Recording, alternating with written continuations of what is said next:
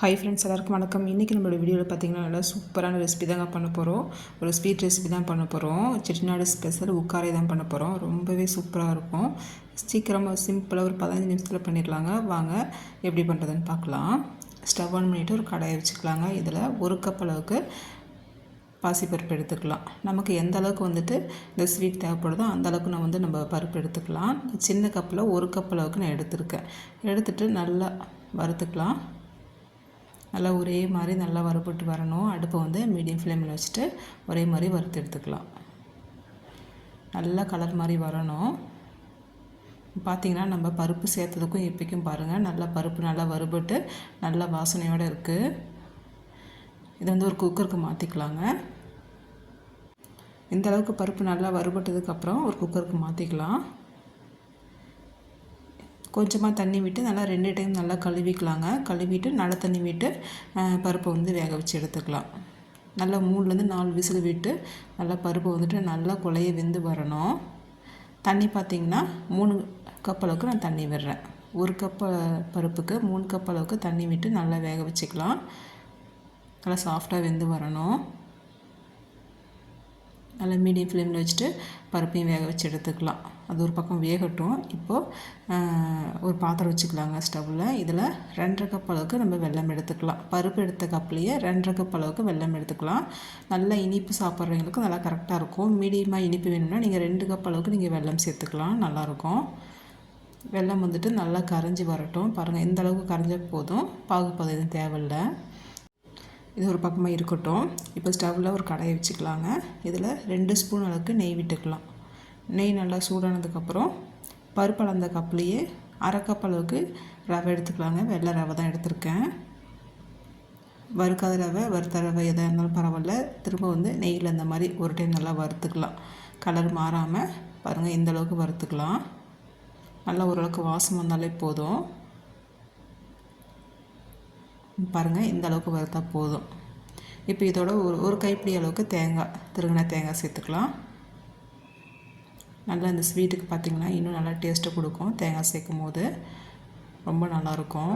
தேங்காவையும் இந்த ரவையோடு சேர்த்து நல்லா வறுத்துக்கலாம்.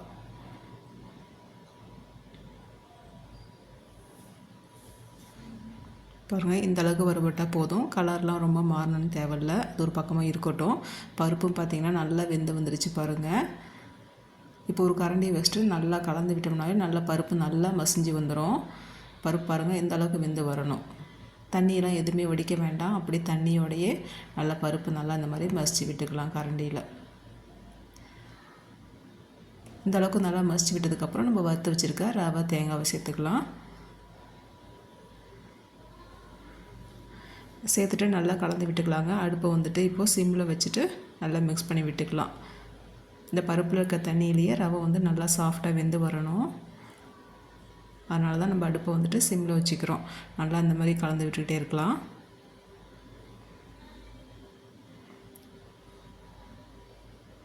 நல்லா கலந்து விட நல்லா கெட்டியாகிடும். ரவையும் இது இருக்க தண்ணியெல்லாம் இழுத்துட்டு நல்லா வெந்து வந்துடும். இப்போ இதோட 1 சிட்டிகை அளவுக்கு உப்பு சேர்த்துக்கலாங்க. நல்லா அந்த டேஸ்ட் நல்லாயிருக்கும் உப்பு சேர்க்கும் போது இனிப்புக்கு. இப்போ இதோட நம்ம கரைச்சி வச்சுருக்க வெல்லம் தண்ணியை சேர்த்துக்கலாம். நம்ம வெல்லம் அடுப்பை வச்சு கரைக்கும் போது கொஞ்சமாக தண்ணி விட்டு வெல்லத்தை கரைச்சா போதுங்க. ஒரு 1/2 கப் அளவுக்கு தண்ணி விட்டு நம்ம வெல்லத்தை கரைச்சா போதும். அப்போ அதை நல்லா வடிகட்டிக்கலாம். நல்லா வடிகட்டிட்டு திரும்பவும் நல்லா மிக்ஸ் பண்ணிக்கலாம்.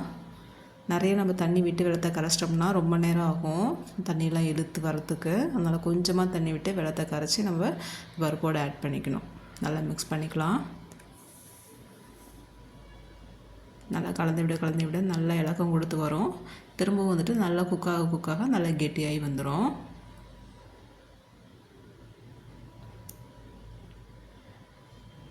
பாசிப்பருப்பு, ரவை, தேங்காய், வெல்லம் இதெல்லாம் நல்லா சேர்ந்து வரும்போது ரொம்ப டேஸ்ட்டாக இருக்குங்க. இதோட கொஞ்சம் ஒரு 1/2 ஸ்பூன் ஏலக்காய் தூள் சேர்த்துக்கலாம். சர்க்கரையோட ஏலக்காய் சேர்த்து அரைச்சி வச்சுருக்கேன், அதான் சேர்த்துக்கலாம். இப்போ இதோட நெய் சேர்த்துக்கலாங்க. ஒரு 4 ஸ்பூன் அளவுக்கு, நான் சின்ன ஸ்பூனில் தான் சேர்த்துருக்கேன். ஒரு 4 ஸ்பூன் அளவுக்கு நெய் விட்டுக்கலாம். ஓரளவுக்கு நல்லா கெட்டி பட்டுருச்சு பாருங்கள். இந்த டைமில் நம்ம நெய் சேர்த்தோம்னா நல்லா சுருண்டு நல்லா ஸ்வீட் நல்லா திரண்டு வரும். நல்லா நம்ம போட்டிருக்க நெய்லாம் நல்லா மேலே வர அளவுக்கு நல்லா கலந்து விட்டுக்கிட்டே இருக்கணும். நல்லா கலந்து விட்டுட்டு நமக்கு பிடிச்ச நட்ஸை ஆட் பண்ணிக்கலாங்க. பாதாம், முந்திரி எதாக இருந்தாலும் பரவாயில்ல, நெய்யில் வறுத்துட்டு சேர்த்துக்கலாம். நான் வந்துட்டு கொஞ்சமாக வந்துட்டு பிஸ்தா சேர்த்துருக்கேன், கட் பண்ணிவிட்டு சேர்த்துருக்கேன். நல்லா மிக்ஸ் பண்ணிக்கலாம்.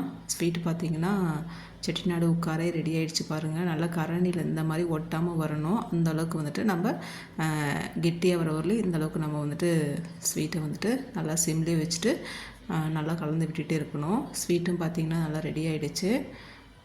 ஒரு தட்டுக்கு மாற்றிக்கலாம். பாருங்கள், இந்த மாதிரி கரண்டியில் நம்ம எடுத்து இது மாதிரி போடும்போது கரண்டியில் ஒட்டாமல் வரணும். இந்த பதத்தில் தான் இருக்கணும் உட்காரை வந்துட்டு, அப்போ தான் சாப்பிட்றதுக்கும் நல்லாயிருக்கும். இந்த ஸ்வீட்டு பார்த்திங்கன்னா 2லேருந்து 3 நாள் நீங்கள் வச்சு சாப்பிட்லாம், கெட்டே போகாது. அந்தளவுக்கு சூப்பராக இருக்கும்.